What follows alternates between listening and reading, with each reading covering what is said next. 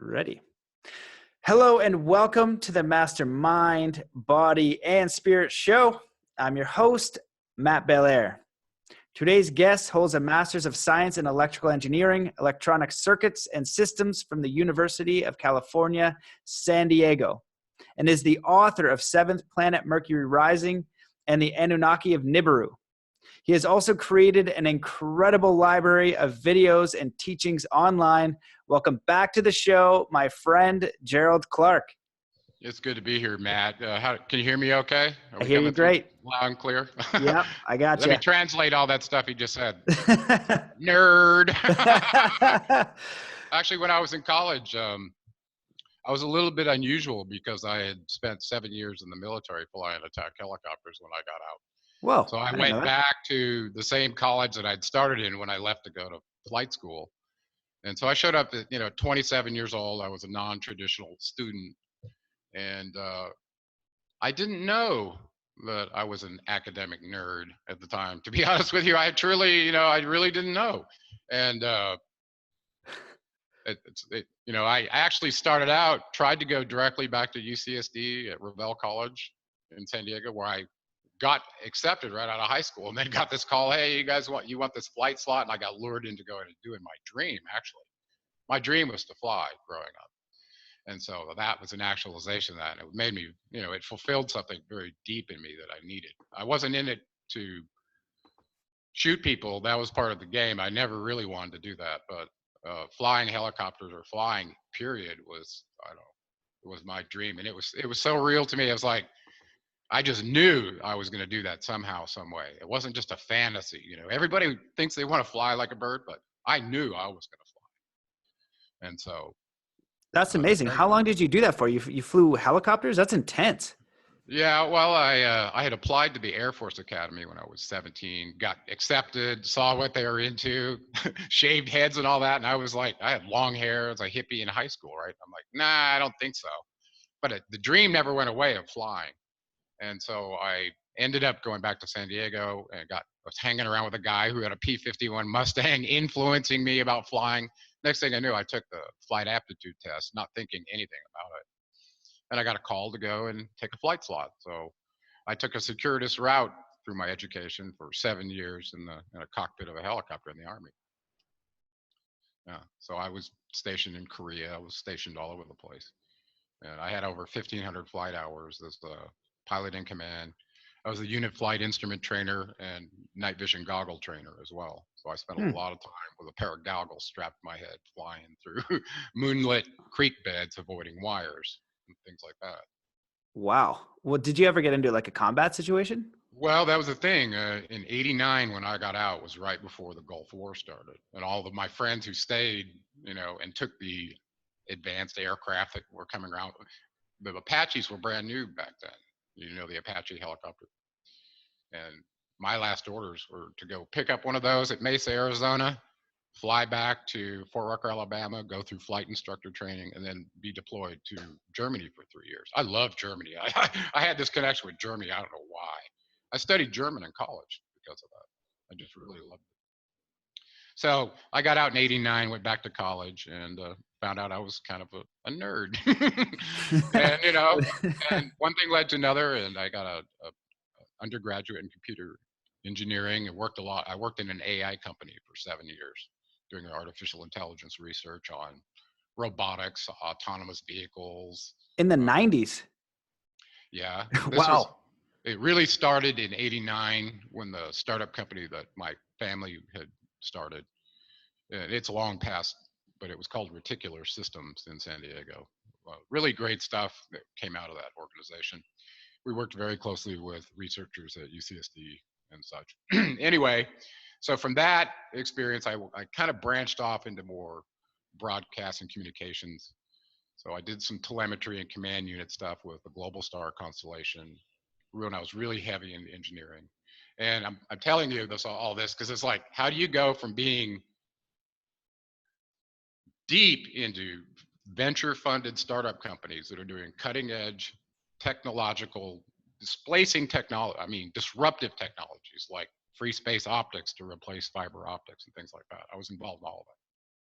How do you go from that to this crazy place where you're talking about ancient aliens and your energy body and evolving your consciousness. I know that's what you want to know, right? How does this happen? Well, I don't know. How do you think it happened? Bump on the head. I was heavy into martial arts. I know you were as well.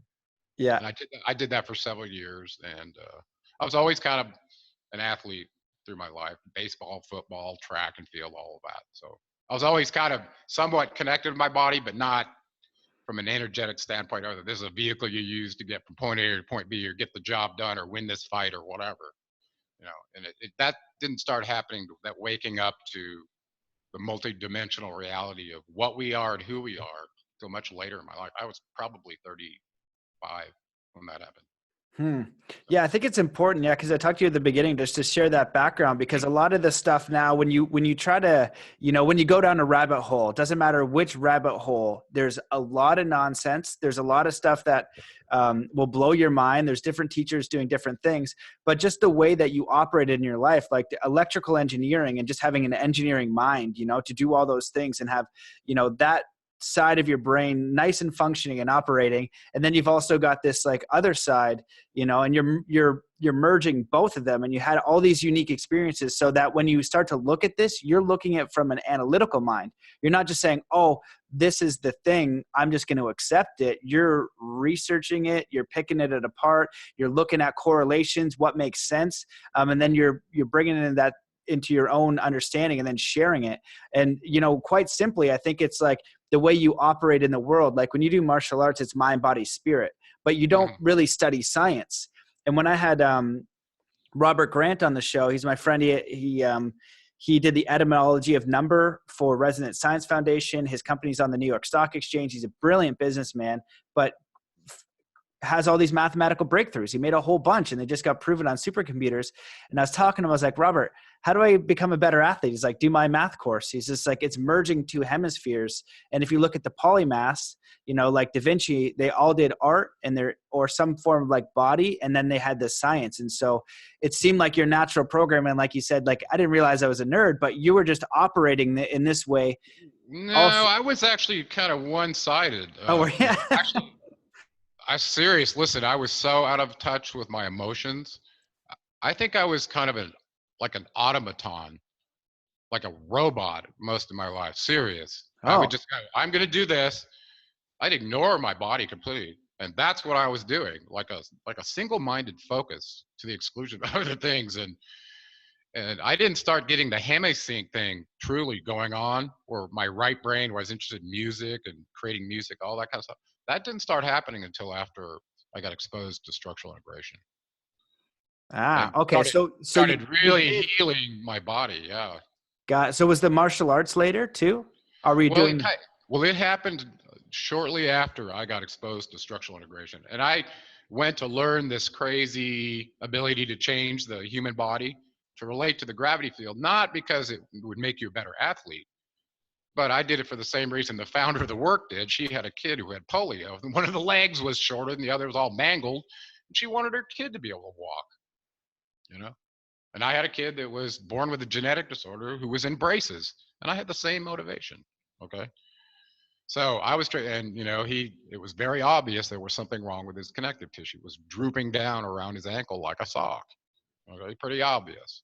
So that's why I got into it. And the next thing I know, I realized this is a secret weapon athletes are using to be in the zone, right? Remember the idea of being in your zone optimal performance, with VO2 max and everything's just firing just right. You're smiling because this is your lingo, right? Your domain. But yeah, but structural integration had the ability, if it seemed to work right for the right person, it would put them in that zone anytime they wanted to be there. So it was like a secret weapon. Well, I just kind of stumbled across that, had the work done to me to see if it was something I would do with my kid. And one thing led to another, and I ended up in practice for over 10 years as a structural integrator, not knowing that was in my path at all. So anyway, but through that process, I was doing martial arts while my body was coming apart at every joint, okay? Synovial fluid moving back into sacs that have been squished through, impact accidents, swinging on a rope when I was 15, all this kind of crazy stuff.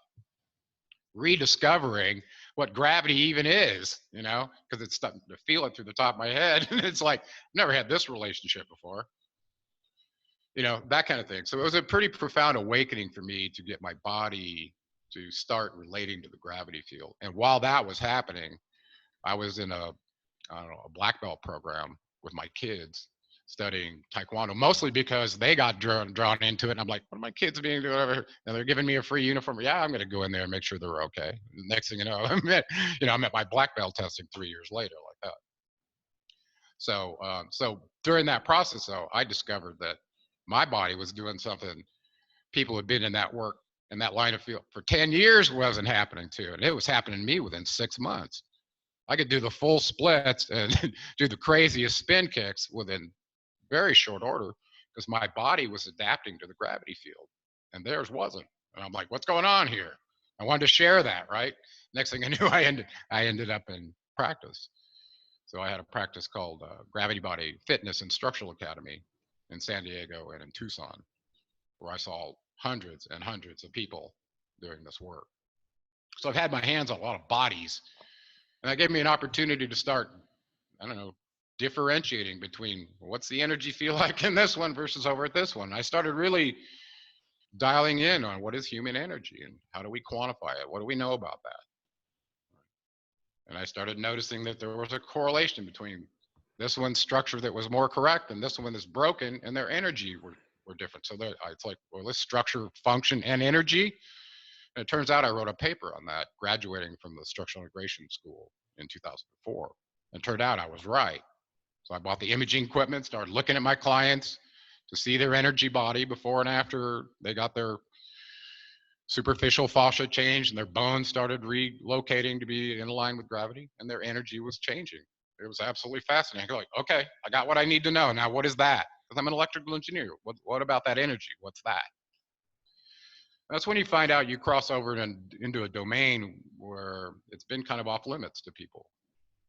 Everything from Raymond Rife's machine at the turn of the century, who, by the way, was an engineer, playing with frequency as it affected various forms of life, including bacteria. He could cure any disease using a frequency back at the turn of the century, okay, knowing this information.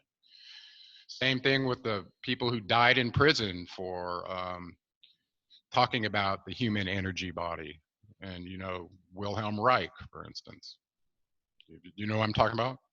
There's been a lot of pioneers in the human energy. What is human energy related to the electromagnetic spectrum? There's the outside and there's this inside. And well, when you talk about where that meets, where the finite meets the infinite, you're in dangerous territory because it exposes who and what you are as an avatar, right? So we're getting a little off track, and I know you got some. No, right. This is right on track. Perfect. Is it? Okay. Yeah. I know. Well, so what is human energy?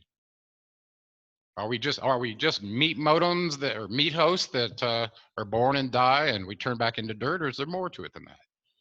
And you and I both know that there's more to it than that. A whole lot more. As a matter of fact, anything that you can see, touch, or experience with your senses is illusory. It's not even real. It's not even you. That's the truth. Hindus knew this. All the cultures that knew about the illusion of reality knew this. They had different names for it. The illusion of Maya, right? Or Egyptian record, they call it the illusion of Ka. Separating your energy at birth into Ka and Ba, one that's completely caught up in the illusion of materialism, and another one that's on a spiritual path. And doesn't seem to be a lot of overlap between those two. Once one ends, the other one starts, and there's no going back. So what is this human energy thing, and is it real? Can we prove it? Bro, you said so much there and I'm so glad you clarified, because you were the one way, let's say more logical, super hard.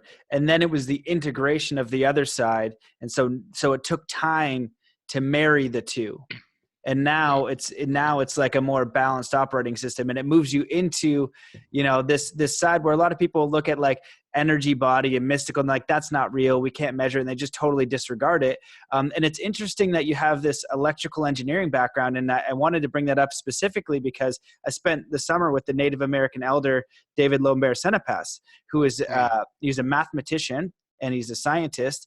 He has the world record for being like other than like NASA and stuff like that, the person to put balloons into space that he made himself.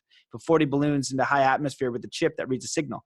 And so he goes, your electrical engineers are more spiritual than most of your spiritual teachers. And I said, really? He's like, why? He's just like, they're doing something. And he's just like, I was taught there's only one energy in this universe, and it's electrical. We're an electrical, if you're creating an energy, you have to be able to create an electrical field. And so another interesting facet he told me is like, in my teachings, you have two spirit guides, a positive and a negative, not to be mistaken with good and bad, a positive and negative, because the body's the ground, and you need that to run the circuit. And so if you want them to help you, you need to speak it out loud and write it down so they can see it, and they're helping you run the circuit, which he says you're basically in a simulation. So I was like, oh crap. So I'm curious if you want to touch on any of that, but also, like what you think of like consciousness and ascended masters and all that kind of thing from your perspective. Well, I want to go back to something tangible that has to do with electricity. And I really never got this until after I got out of college, to be honest with you. I learned everything about small signal models and everything you can imagine electrical engineering, modeling, how an electron flows through wires with resistance and inductance and the whole thing, okay? And I did that for years, designing circuits and systems in industry. But later on, after I was reading, because I was seeking like you, I wanted to know the answers to the mysteries of life, and I would read pretty hardcore stuff. I read Feynman lecture series, I read everything you can imagine. But it never really kind of landed in my lap what this unification of what this energy is. And they were looking for the grand unification theory in physics, right? To unify the four forces to go back to the Big Bang, and this is where all the original energy came from before it segregated into these four. That's how they thought about it, which is kind of not quite accurate. But anyway, I discovered this book called The Final Theory 10 years ago. But I think it was in 2005, so it was more like 13 years ago. And in that book, the very first chapter dealt with the concept of gravity. And I knew that was the key to unraveling this whole thing. And he did such a good job on that chapter that it changed everything I believed from college. And all my physics classes and all that, it didn't answer the questions that I still had that he did. And so I looked into the book and read it very carefully, and it turned out to be a book called The Final Theory by Mark McCutcheon. He's a professor in a university, I think in Australia. I'm not sure where he is right now. But in that theory, it talks about what this reality is and models it in terms of everything down from the atomic level, where you have weak nuclear bonds and strong nuclear bonds that form the covalent bonds and chemical bonds that you see in material, okay? All the way from that level to what we call light. Okay, and it turns out, Matt, according to this theory, that there are bound electrons that make up matter, and then there are free electrons that can make up the entire electromagnetic spectrum, including light. And actually, after looking at this very deeply, I think he's absolutely right. So look into that for people who want to know deeply about the physics of the universe. Look into the book called The Final Theory by Mark McCutcheon, and I think you'll find your answer. Okay, and it goes very well with the electric universe theories that have been floating around, but it's actually more encompassing with proofs, okay, for all the equations, for those who need that. Well, anyway, yeah, well, for how does that relate to the human body? This is the key. Gravity has been the key to me because something about an athlete being in the zone is related to their relationship to gravity. Okay, look at a series of runners running, and just imagine they're a vertical line that's connected by 7 segments: your feet, your lower leg, your upper leg, your pelvis, your torso, your neck, and your head. That's 7. You're a 7-segmented Gumby that's connected with rubber bands and popsicle sticks. And that line that runs from the top of your head down through you while you're standing is very important. You were talking about polarity. Well, think about an antenna. When you stick a grounding rod in the ground and then run it up to a pole, what you're doing is taking the ground potential of the earth, expanding it through an extension, a metallic conductive extension, your lightning rod on your house, and that sends out the negative polarity that attracts the positive ions from the clouds, so it'll strike there and go into the ground, not hit your house. Okay? That same analogy applies to you as an electrical body. You're mostly water. You're conductive. You have a negative pole in your concentration of energy along your central spine, which is your lightning rod, which is down at your tailbone. And everyone knows about, maybe they don't, that's the source of where your kundalini, your potential energy that can be released, that can transform your whole body, resides. It's coiled up like a snake. It's showed as a spring or a coiled up serpent for a reason. That represents potential energy. Potential energy is something that can be unleashed at a certain point if it's hit with some catalyst, okay, to take it beyond its threshold of compression where it wants to extend. And there's a spring constant for every spring, and whatever it is for kundalini energy, I'm not quite sure what that is. I haven't gone that far, but that's what it represents. So there's a potential in your energy body at your lowest point while you're standing erect in the gravity field, where the electrons, if you're grounded with your feet bare on the ground, you're gonna have a different effect than if you're wearing rubber shoes, okay, with soles on the bottom, right? So think about yourself like a real electrical body for a second. You touch the ground with your feet, you're standing erect in this field. Now you've extended the ground potential for the ground at least up to a certain point in your body where it looks like it connects with your tailbone. That's where your negative pole is in your energy body. And we can see that visually. Okay, and there's a nerve ganglia there called the ganglion of Impar that coincides with that first chakra. A chakra is a nerve complex where energy coalesces. Okay, it's not some mystical thing the Hindus made up. Okay, it's a real physical thing. Okay, well, a coincident at that place is on your spine, your conductor. If you keep following the spine up, think of it as an antenna. No, or a lightning rod, if you want, initially. Ultimately, we're going to deal with it like an antenna and not just a rod sticking up that's causing a polarization at the top. So the top of your head at your crown chakra is where you, well, actually, that's the top of your energy body. The actual point of where the positive pole starts is right inside your nose. So this is where the sushumna, the central nervous system, comes up your spine, and either side of that are two nerve complexes that run parallel with that. One goes up and one goes down, and those are your Ida and Pingala nadis. A nadi is a little nerve connection to the central connector. Okay, that's why in Kriya Yoga, they concentrate on making sure the breath can flow equally through both sides of your nostrils, because it charges the Ida and the Pingala nadi that lead right to the positive pole of your energy body. Does that make sense? Okay. So between the positive and negative pole, you can have frequencies running. And what are those frequencies? Well, we have 7 total chakras, each running at its own wavelength, which is a color. Wavelength is, okay, you like snowboarding. So imagine you got some moguls, right? You're going across the moguls. The top of one mogul to the next mogul has a distance, whatever it is, based on how rapid you go, right?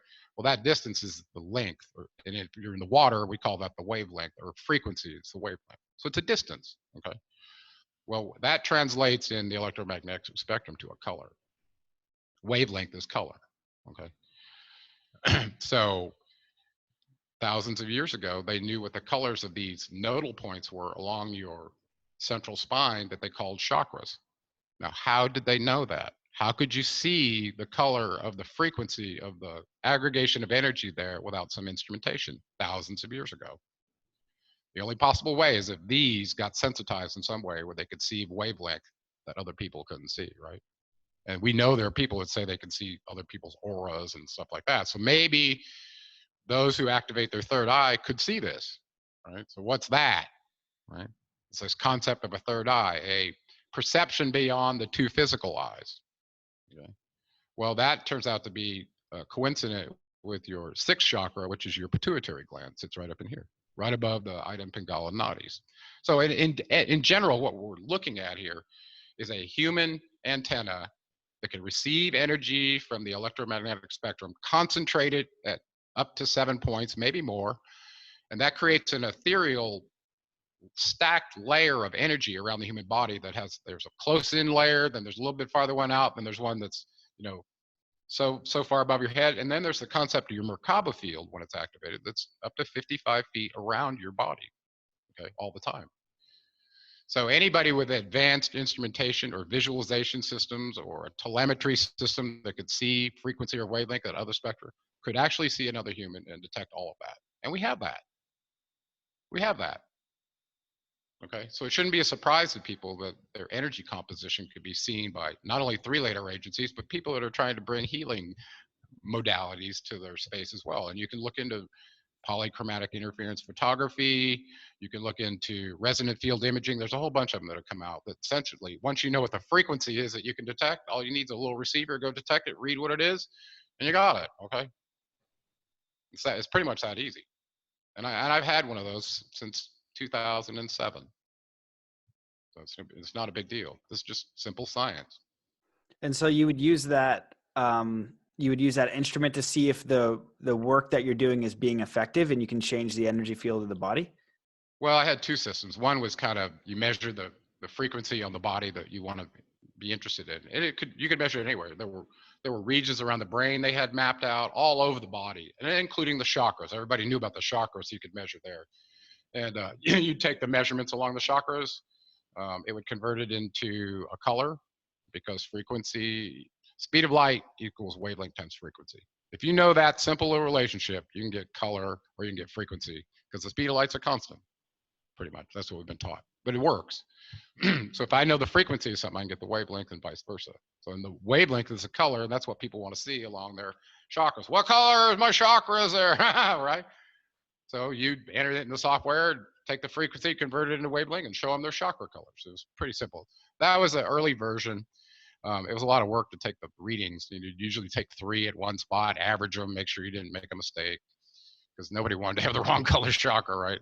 But later they came out with one you could do it with an HD video, where it was messing with the the 2 chroma fields, chroma red and blue, and basically skewing it based on the light interaction as it hit your body. So it was very important that you didn't have shadows and things like this, but you could actually see the human energy body interacting with the light live on camera. And I had that system as well. And people that are interested in that, I don't know if it's still around, it was PIP by Dr. Harry Oldfield out of the UK. So hope Harry's doing good. Well, you opened up so many cans of worms that I want to touch on. Okay, so first thing is just the gravity, the gravity field. If we're a human antenna and we are, an electrical circuit, electromagnetic, and then we're thinking about consciousness, the body, do you see the body as its own intelligence, kind of like doing its thing? Because consciousness is like really all we're focusing on at the time. I've read once before it holds like 5 to 7 bits of information. I can talk to you. I have somewhat of a awareness of my surroundings, but really the unconscious mind, or whatever that may be, has just got so much more information coming in. And I kind of was saying, like in a meditation, you learn to dim that thing. It's like you're safe. You're not going to be eaten by a tiger. Go back into the bigger pool, the deeper ocean of consciousness. And so then when we're going around and we're thinking about gravity, the electrical body, and expanding, quote unquote, expanding consciousness, because when you're in like fear and anxiety and depression, right, and you're worried about making money, making ends meet, it's really hard to get into a safe space to think about the idea of your body being in like an electrical field and like controlling consciousness, expanding consciousness, and possibility about your life being here. So I just wanted to kind of share all that to see like if you had any feedback for like the idea of like what consciousness is, the nature of consciousness, and expanding it, and going a little bit deeper on just gravity. And is there a way for us to kind of like connect with that in a real way? Like if I'm an athlete, right, what have you looked at doing so I can improve? This is selfish, but I'm sure that people also were like, well, what can I do to increase my lightning rod? You know what I mean? To start to tap into this and to see. Yeah, there's several things you can do. And actually this bro of mine and I were just talking about, okay, so there's a lot of us that have discovered that we're not our ego, and we get into mindfulness, but how do we take this to the place where our third eye is active, and we're evolving ourselves as far as we can, because when you just get to mindfulness and you see the state of the world, without a little bit more, it's almost a burden, because you're like, dude, I don't want to be that. Okay. But I see it. So you have this burden of awareness of it, but you want to go to the point where you're feeling Buddhahood in the midst of it, but it's very difficult. And it's kind of, the whole system's made difficult to do that. Okay. It's not, it's not made for you to be awake and living at your highest potential. It's made for you to be a slave, padding somebody else's pockets. Okay. Whether they're human or alien, it doesn't really matter. Slavery, right? So where do we start? Let's talk a little bit more about gravity and how it relates to the human, because people hear that and they go, oh yeah, you know, that gravity thing. Who's the guy who wrote the song Gravity? He's famous. Like Coldplay or something? No, it was I did part of my gravity. So I have to disclose, I did a series on gravity just for this reason, to kind of bring people to the place of the awareness of, okay, there's the theoretical about what it is and what science thinks it is and all the things like that, and what LIGO is doing, the Laser Interferometry Gravity Observatory at Caltech, all that. And I put this on my premium series for people. Okay, this is kind of hardcore stuff. But then I went and I did the last one called Gravity in You. And somehow, some way, my experience as a structural integrator decided it wanted to have a venue to talk to people about gravity and consciousness, because they are very related. And you wouldn't guess that, would you, Matt? Would you guess that gravity and consciousness are related? No, not at all. And what's fascinating, though, in being with this elder all summer, he spoke specifically a few times of gravity, and he goes, "Why do you never ask me about gravity?" I was like, "I don't know." I was like, "I don't know." It's like, I'm just because I conquered it on the with my snowboard on the moguls. I don't need to. yeah. It's like, what does that have to do with anything? Well, let's talk about those. So what did I discover? In my first book, I was messing around. I'd written this paper called Structures, Function, and Energy for the Rolf Guild, where I learned to be a structural integrator long ago under Emmett Hutchins, who's long passed away. Okay. But he and I were very linked in the sense of understanding things from an energetic standpoint. And he was actually messing with Starfire Gold back in 2002, way before I even knew about it, you know, what it was, or had talked to an alchemist and figured this out. I don't know what that is. I've heard about it. Well, remind me to bring that up as a closure to amplifying your experience. Okay, cool. It's like having a drug experience where you get exposed to an alternate perception. Like, I'm talking hallucinogenic, natural things that were put in on this earth by nature. Okay. That alternate experience for a lot of people is the first time they realize that there's some other consciousness, other perception possibility for a human than what their daily consciousness is. So it kind of wakes them up, you know, like in the duality, you can't know one without the other, right? So all of a sudden you find this and go, wow, that was something really great. I want to get back to that. The next thing you know, you're taking all of that, whatever got you there the first time, in excess until you're kind of addicted to it. And then you realize, I can't function like that in my everyday life. I've got to figure out how I get there without doing this. And by the way, this might cost a lot. It'll take a lot of my time to get this, whatever, okay? So you want it naturally. And it turns out that it is possible naturally to have a shamanic kind of blissful experience every day without suffering, if you can achieve this. Now, we have examples of people who have done this in history.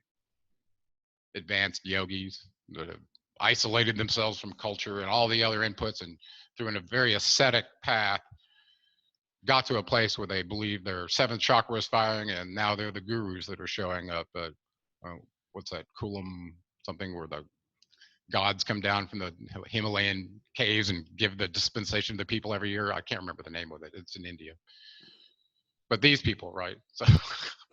So let's go back to this idea of consciousness and gravity, because this is what really shocked me, Matt. I was messing around with the equations for what I was trying to model. What is human energy?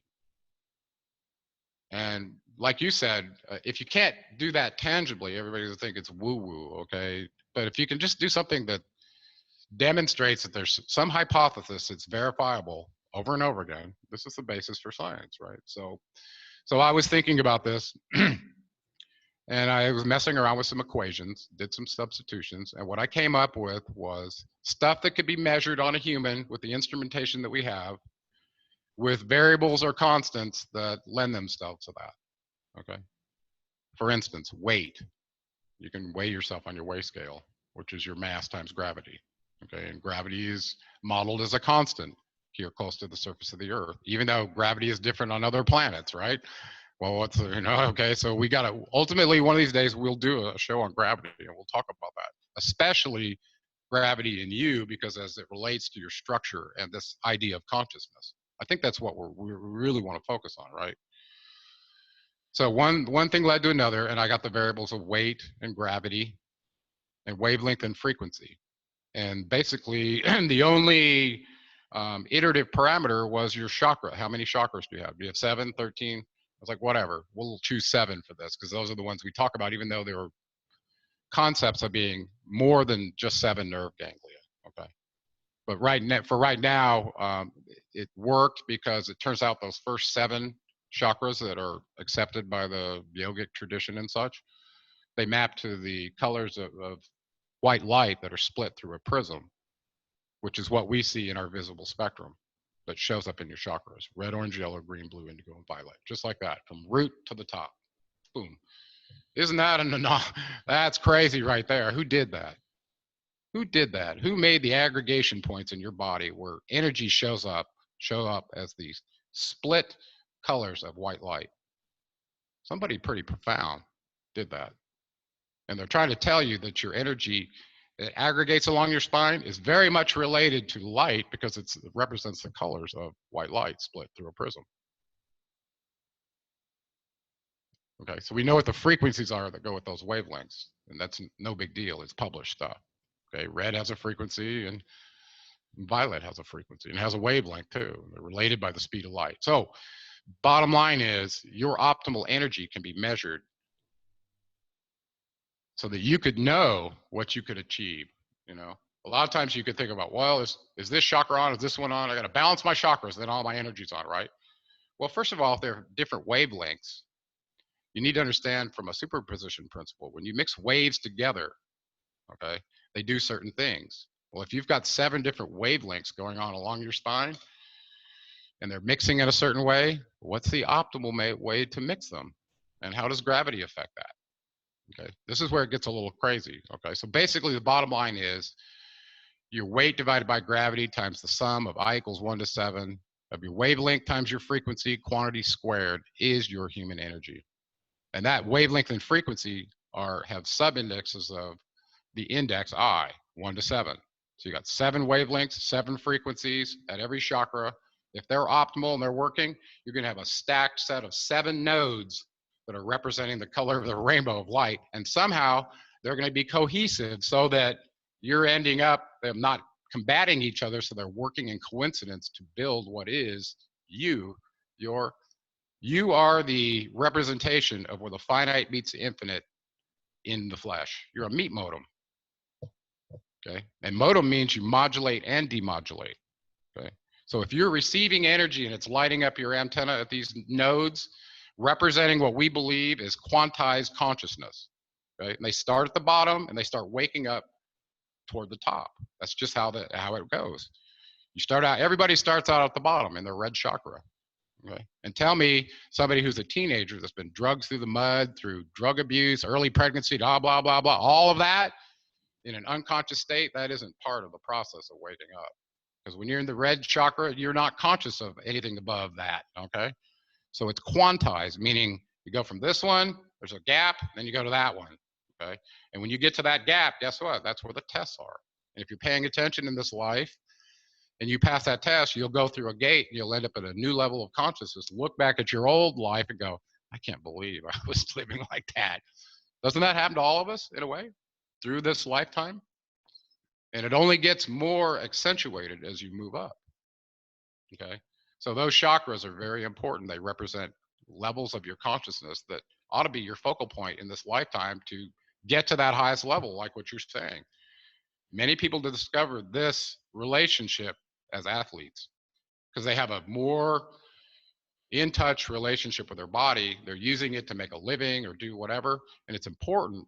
So they treat it more like an asset than other people that are passive in this life with their bodies. Okay, and I'm not judging. Okay, it's just the way it is. So somebody in the fighter in the ring is going to feel that little ailment or something that's bugging them, and it's going to have more impact on them than a normal person that could type no problem with carpal tunnel all day long.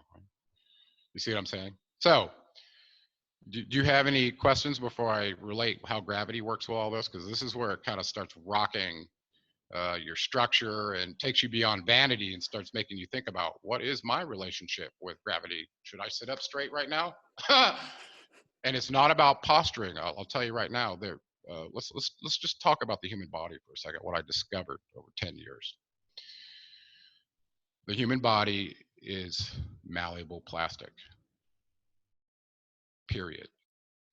It's collagen made out of protein strands. If you wind them in a certain way and they connect one bone to another, we call it a ligament, but still a protein strand of collagen. Okay. The stuff that makes up your ear and your nose is also collagen. It's just woven in a different way, so it's very elastic. It doesn't need to add tensile strength to hold bones in a particular alignment, like ligaments and tendons.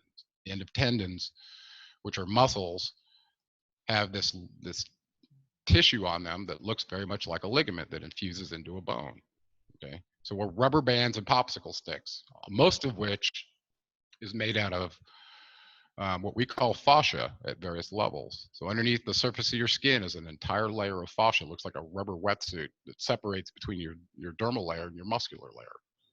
Well, everybody is in Western medicine is viewed that as on a cadaver. You cut that away so you can see the muscles, and let's get down to the important stuff. Well, it turns out that fascia is extremely important for the human to relate to gravity.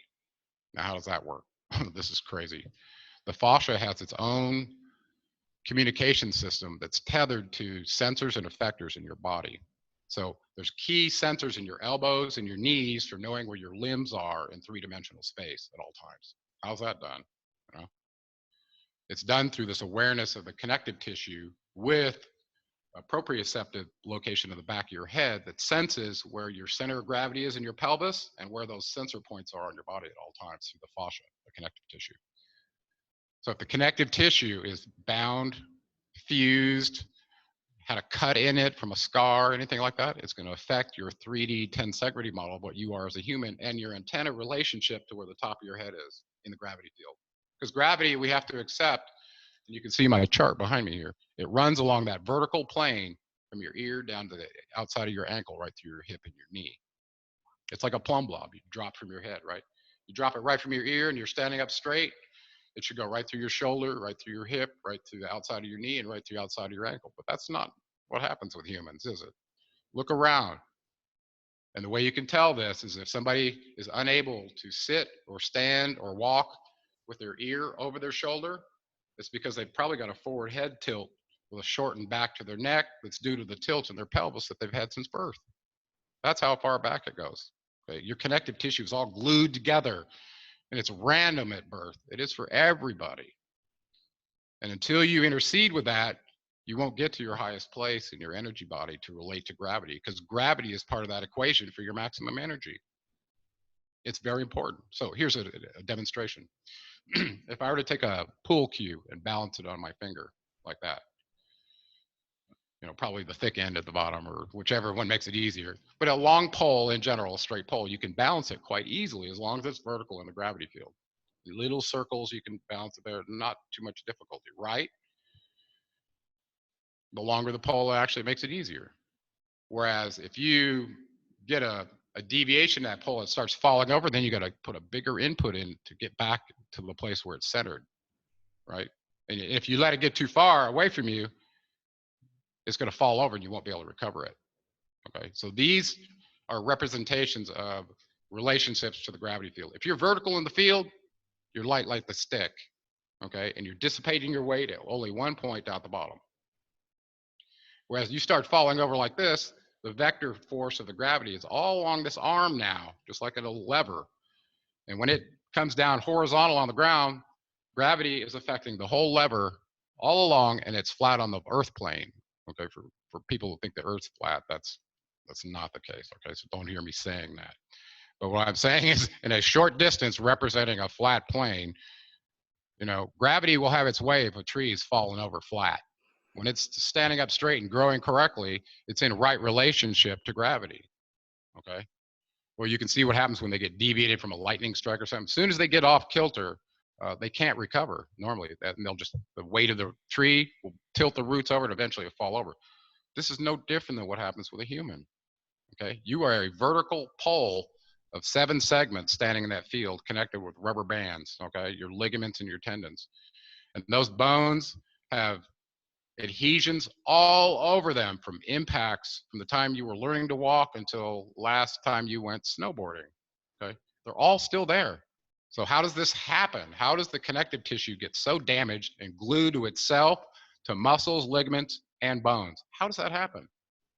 We don't really know, Matt, what the problem with that design is, to be honest with you. Why are we born with random connective tissue glued all over the place at birth?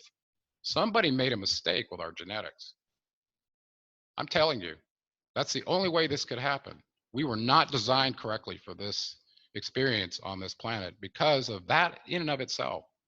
We're bipedal, and the majority of us cannot find vertical ever in this experience. We're too damaged. And that's where structural integration comes in. If you know how to change the connective tissue, which I said is malleable plastic, you can allow a human to adapt to the gravity field and their entire energy body will change. And there's no turning back once you trigger this. It's intense. It's the craziest thing ever. Okay, it's like your higher self finding your meat modem and going, oh yeah, that's mine, I'm going to reclaim that, and they come back together.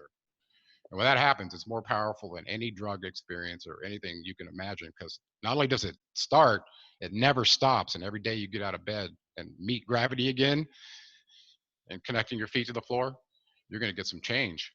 It never stops. There's a primitive intelligence in humans that knows how to take this meat modem and align it to the gravity field once it's triggered. But it has to be triggered. Otherwise, it's too asleep. It's like the pineal gland being too calcified, okay? If it's too calcified, the idea of it producing DMT so you can have a blissful experience like a yogi, that's not going to happen, okay? So I hope I touched on consciousness a little bit for you and a little bit on gravity, but I didn't go through all the math, okay? I don't think that's beneficial. It's in the books, and I derived it all for you, okay? But the bottom line is, if you can be real vertical in the gravity field and completely relaxed, that doesn't mean sitting up and posturing like you're sitting straight. That doesn't work. Connective tissue is like a bandage that's hard, that won't come off until you're aware, your nervous system tells it it's time to, okay? There's a connection between your sympathetic and your autonomic nervous system and the control of your connective tissue. Okay? If it's damaged, it gets put to sleep and it goes under autonomic nervous system control. You can't even posture and change yourself. Even if you thought you could, you can't. Okay, that's the truth. And I want people to know that. There's only 3 things that we know of that change fascia. That's tension, temperature, and frequency right now. Or there's temperature, tension, frequency, and pressure.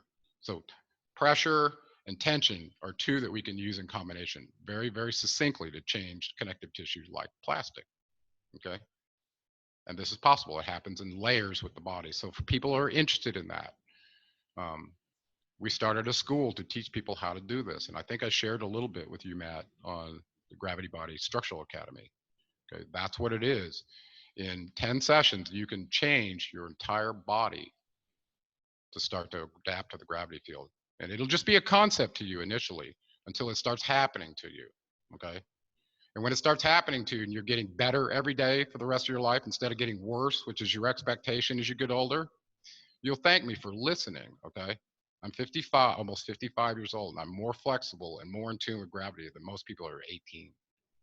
And that didn't happen by accident. It happened just by using these principles that really work, okay? So you've gone silent.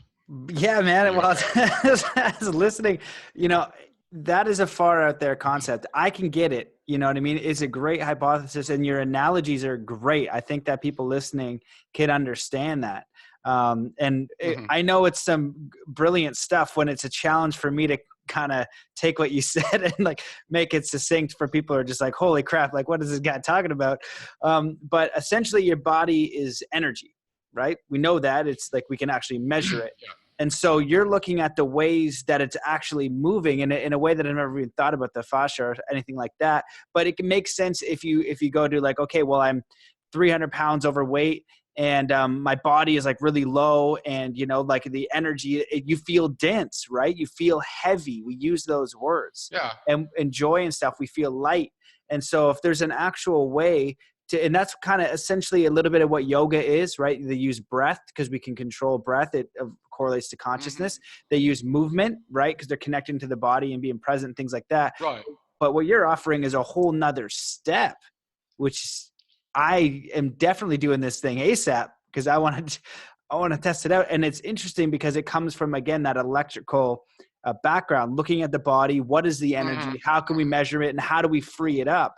And then what happens is a different relationship to the field, and gravity is the field. And the one way, maybe you can help me with this.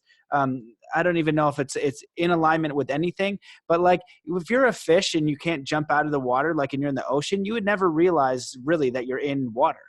Is that kind of like what gravity might be like to us? Is like this environment? Like, what is it? Like how we're relating to, it's obviously having an effect. Cause like when you go down, quick answer. Yeah, quick or deep, because then I got another thing that I'm processing. So then, because you go deeper in the ocean, there's more pressure, right? So that would be like maybe there's different points of the earth, there's more gravity, right? You go deeper down, that fish would experience more pressure. I have no idea if there's a relation to gravity, but that's the only way my mind can even sort of. It's an interesting analogy. When you talk about pressure, pressure equals force times area. That's a physical constant relationship, okay? And it's related to density and volume, okay? So the distribution of a mass in a volume will determine its density. So if you squish it real close, you're gonna have a more dense experience, like at the bottom of the ocean, okay? Where pressure is very excessive, but it's really a function of the density because of the pressure, okay? So those relationships kind of have an analogy to gravity, but not quite. And a lot of people have looked at the buoyancy argument relative to gravity to try to explain it, and I get that. Let's try on a different model. From Einstein's experiment, he did a thought experiment with an elevator, where if an elevator was going up and you were in, you'd feel the force against your feet, like you do when you're in an elevator. It feels just like being pushed down, like we experience with gravity. Is that not the case? Yep. So somebody took that experiment a little bit farther in thought and decided to put something tethered to a spring and to other things to see if there was an additional force, gravity on the way down, or if it was just the force produced by the elevator. Long story short is, it turns out the idea of whether gravity is pushing down on you or whether you're on something that's expanding, like an elevator going up that feels like the pressure. Okay, it turns out the second case is actually the truth. And this is hard for us to wrap our heads around. The fact of the matter is, and I believe this 100%, most scientists believe the universe is expanding, but they couldn't really explain why. Oh, the the Big Bang theory that went out, and maybe it goes like this or whatever. Well, from the atomic expansion theory, it's quite clear that all matter is expanding at a uniform rate that turns out to be, ta-da, the exact figure we used for gravity as a constant close to the Earth. And this is backed up with a derived equation in the book, The Final Theory. So what does that mean? Imagine a big beach ball, Matt, that you could inflate with air, okay? Big one. And you're a little tiny beach ball, like you standing on the Earth, okay? The Earth is the big beach ball, and you're the little ball that's sitting on it. And you're both gonna get inflated with air at the same time, okay? As if you're expanding it at some atomic expansion rate. We're talking down at the below molecular level, okay, that all matter is doing this. Okay, this is a fantastic book for people who want to understand this. So in that case, as you're inflating both at the same time, big beach balls of the Earth, which is not flat for you flatheads out there. When you look in the sky and see the moon and the sun, are they flat looking to you? Okay, I don't want to go down this path. Okay, so you're inflating these balls at the same time, these two spheres, 4/3 pi r cubed is the equation for it, the volume of the sphere. You fill that up, What's the big beach ball going to feel, and what's the little beach ball going to feel in terms of pressure, Matt? Which one's going to have the most impact on who? The big one. Yeah. Why? It's got more surface area, right? Yeah, more mass. So it's not even going to feel the little impact of the little one on it, even though they're expanding at the same time. Okay, so if this one's expanding on top of this one, and this one's expanding, and this one's huge compared to that one, geometry matters in terms of gravity in planets. Okay, so we know that gravity is strictly a function of the circumference of the planet that you're on, and its mass. So we know what it is for the moon, other places, and it's all based on geometry. Okay, so this big beach ball that's our Earth is expanding at an atomic expansion rate that just so happens to match what we call gravity. So just counter that, right? So it's expanding out. The Earth is expanding, trying to push the little beach ball up with its pressure and huge surface area. And that little beach ball has just a little touch on it. It's not even having any effect on the big one at all. It's going along for the ride, being pushed up, just like you're in an elevator. Okay, so that force that's holding you down that you thought was gravity is actually the expansion of the Earth and this ground reaction force of you in your meat modem, 3D telemic meat modem, standing on this, need to find how to push down to counteract the force that's pushing you up. That's why we sag down like molten clay over time in the gravity field when you don't pay attention. You go wide and you get shortened, especially between the torso and the pelvis, where your 12th rib disappears into occlusion. Okay, it's very important, that region between your pelvis and your torso, but it's usually completely dysfunctional on people. Okay, so why does this matter? The distance between your chakras, looking along your spine, if your vertebrae aren't, crunched together, is the definition of the wavelength between your nerve ganglion. Okay, and it turns out to be the same distance between your eyes. It's about 7.3 centimeters average on person. Okay, that's important because the distance in that wavelength, if it's not right, the interaction of those waves and the superposition principle ain't going to work. And you may get stuck at one chakra where you've got a subluxation in your spine for the rest of your life, and you won't get any farther. That's not happy. You don't want a broken antenna so that your energy can't flow. That's why it's so important to understand gravity. And your body has the ability, once it's triggered, to find that proper relationship with it. It does. I've even seen it in special needs children who don't have the awareness to go, oh, is my head on top? Am I playing the gravity game today? Not at all. Okay, it's a primitive intelligence in us, and it can be triggered with structure work. And once that happens for you, let's talk about the next thing. Okay, I probably dwelt on that enough. Trust me on this, people. It'll be the best money you ever spent in your life, and you won't have to take ever another drug or anything else, and you'll get better and better and better to the extent that your structure will allow. I've had clients who had broken necks, pins in their back, a whole thing. Okay, and I always tell them, you're only going to get as good as far as your structure is going to let you, and that was good enough for them, because from where they were starting, it was better what they had. Okay, another thing that you can do. You talked about breath work. It's very important. Breath work is not just some temporary thing where you get a head rush and it's all cool. Okay, changing your relationship with your breath to your energy body has a long-term effect and actually starting to reprogram and change your DNA. Okay, we don't know exactly what all the pathways are for the breath and what it does, but from the electrical energy body, when you trigger that, it knows how to do the rest to take a meat host that was caught in the material illusion of Ka and turn it into a host that the truth wants to have a full expression of experience of consciousness in. It'll seek you out like a match on burned dry leaves. Okay, it'll seek you out if you do that. That's part of knowing yourself and purging your vessel to purify your consciousness. Well, what does that mean, to purify your consciousness? Well, part of consciousness is a physical part in your body. It's not just the food you eat or whatever. It has to do with your relationship to infinite forces. And the one that we get beat over the head the most with is gravity, that we don't pay attention to. Stephen Mayer wrote the song Gravity. Does that sound familiar? Gravity. And he was talking about, I hate you. I want to go into space and get away from you and all this kind of stuff. It's for real. Most people are at war with gravity. They never find peace with it. And, it breaks my heart to see people walking around with a kyphotic hump on their C7 of their cervical vertebra, where they've allowed the head to do whatever do, and they're 70, 80 years old. And it's just, I asked myself, what would it be like to have an experience in that body right now? It's awful. It doesn't feel good to have a screwed up posture in this life, okay? Sitting, standing, everything, sleeping is uncomfortable when that happens. So another thing you can do is, once you realize you have an energy body, what can you do to augment it? A vegan diet will change your energy body, period.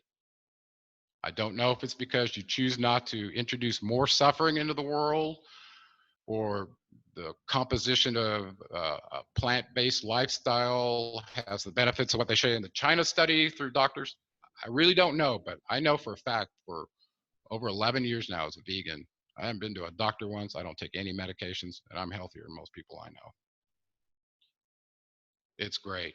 And it changes your relationship to all other life forms in some way, shape, or form. I don't quite know what it is, but honoring that all life is valid and not choosing to make it part.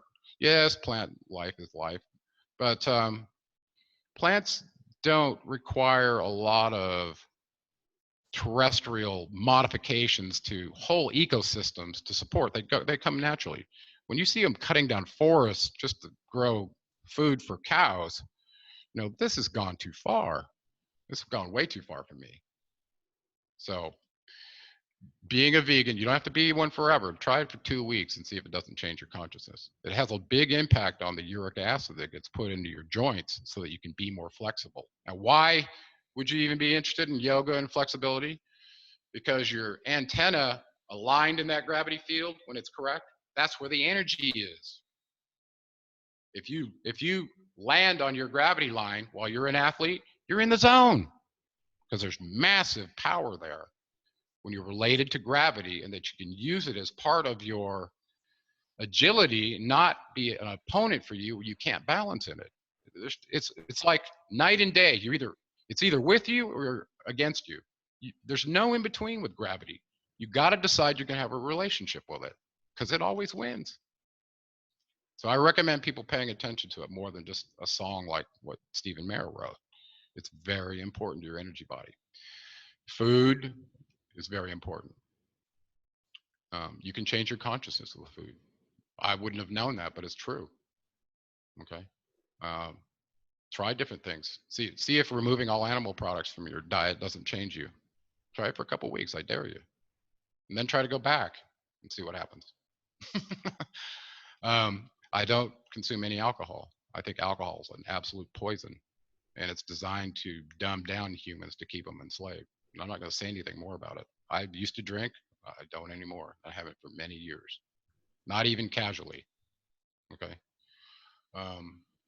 There's the concept of your energy body that can be augmented by natural things. And for instance, you remember Ponce de Leon, who was searching for the fountain of youth, right? And there was a place in Arkansas called Eureka Springs where he thought he'd found it. Eureka, I found it. Well, this goes back to Gilgamesh and several other characters through history that were looking for eternal life. And it was somehow equated with water or a fountain or blah, blah, blah. Well, guess what? There's some truth to that. And here's how it works. You ready?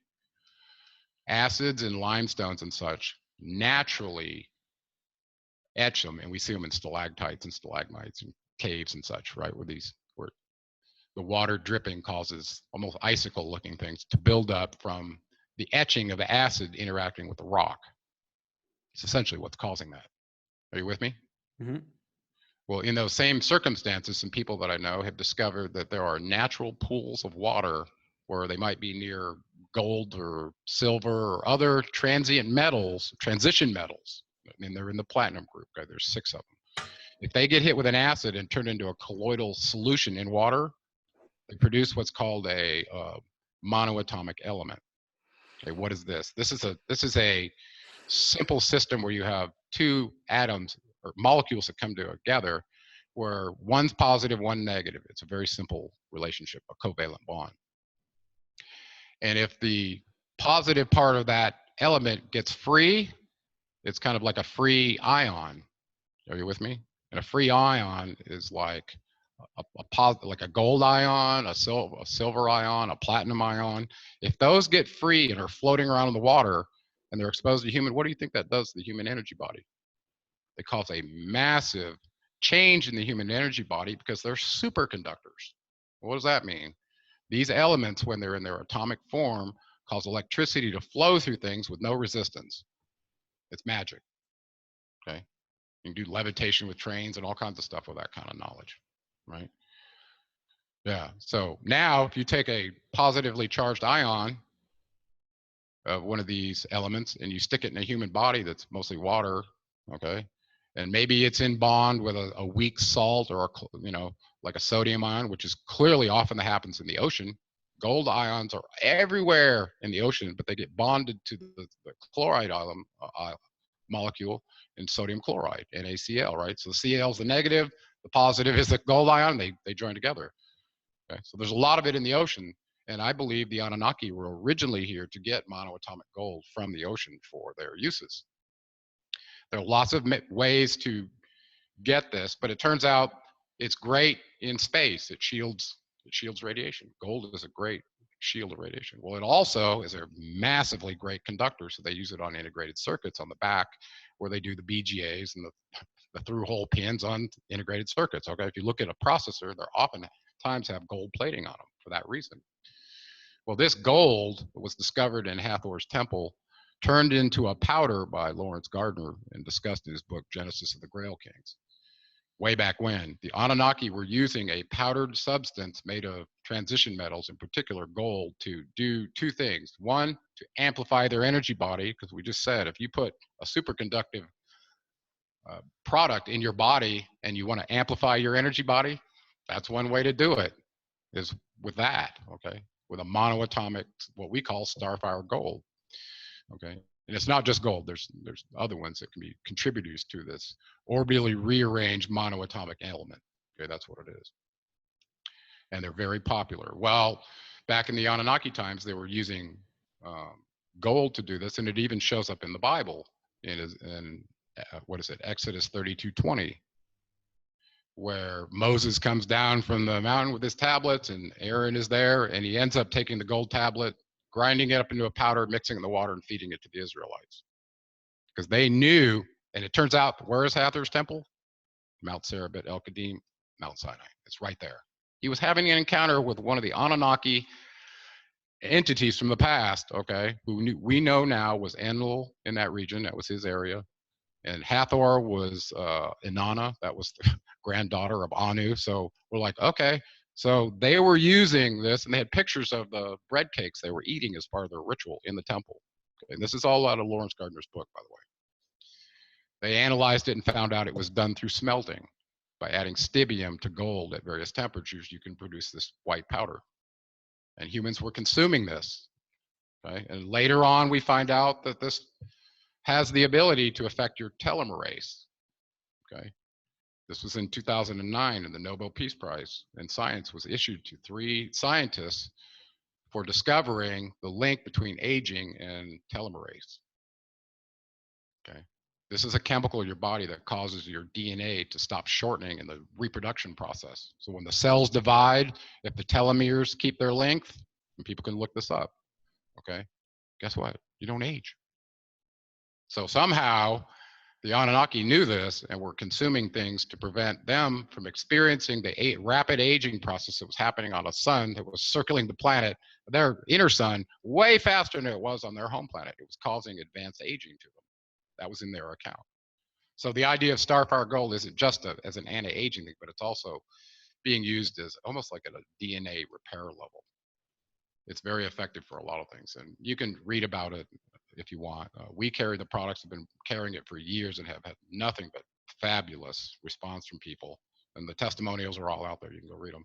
But it's good stuff, but you don't want to substitute starfire gold for all the hard work that needs to go into learning to be mindful, getting at that place, learning how to quiet your mind and be at a place where the finite meets the infinite. And that's only at a quiet place inside you. It's not outside you in Tibet or anywhere else, right? And it takes a little bit of a discipline, and it's not just something you can read about. somebody else doing. You have to do it yourself. And I know you're the kind of person that has some sort of daily regimen, right? I know you do. You want to talk a little bit about what you do?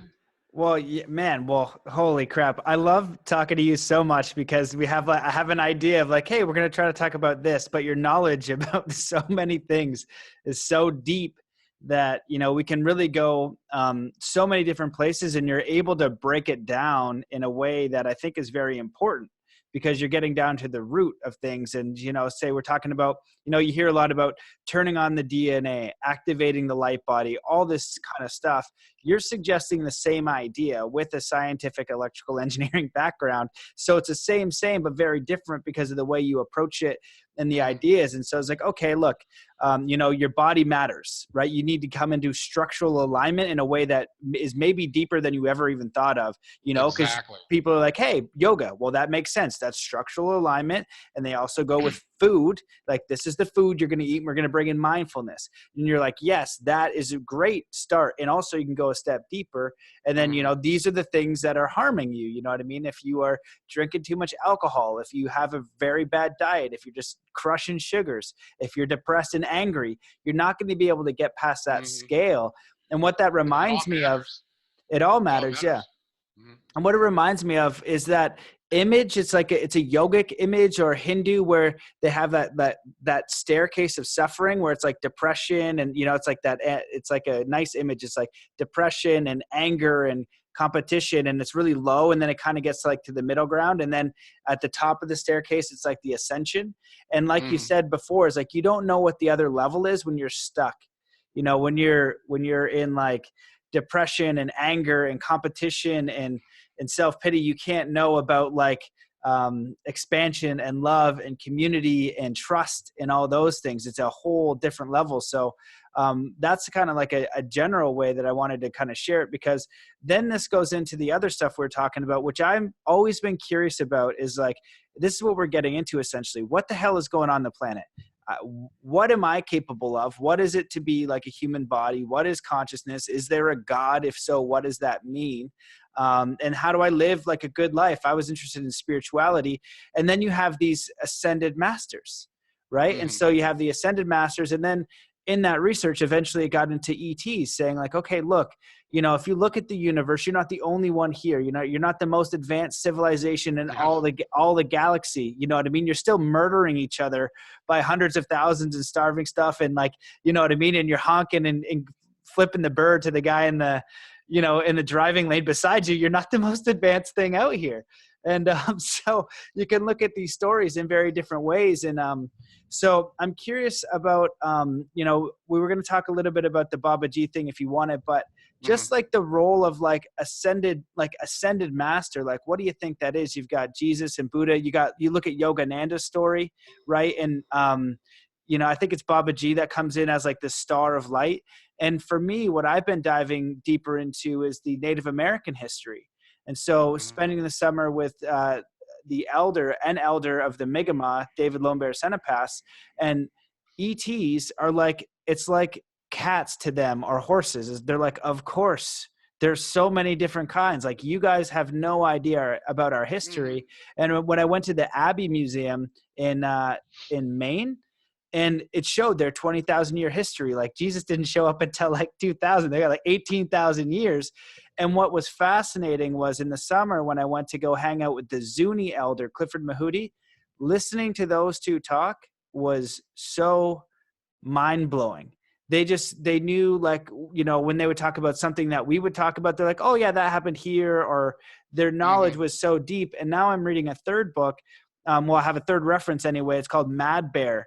And it's about another guy, kind of like me, following this Native American around, doing spiritual research, things like that. And it just got to the part of the book where Mad Bear goes to show them the hieroglyphs in Arizona. And he's just like, this is when the Star Travelers came down. This is a spaceship. And it's right here. And we know about this. And you guys, and they have it in the prophecy. So 3 different Native American cultures with the exact same story, with the exact same history. So when we look at the yoga culture, yogic, you know a lot more about that than I do, but do you think that there's any credibility to thinking that partially these ascended masters could have a link with ETs? They could have been a higher intelligence, or are they showing you like, in another sense, when you align all your body, this is what's possible. It's just like everybody, because if you imagine those times around the Bible, everyone's like killing each other more or less. They're pretty primitive. Number one, if they saw a spaceship, how the heck would they even have language around that? Right. And number two, how would they even think about the possibility of ascending their consciousness when they're like just barely above survival? Right. You need to feel safe. Like we said, you can't go from root chakra all the way to the maximum one. Just so do you think that it was one and the same and they're different?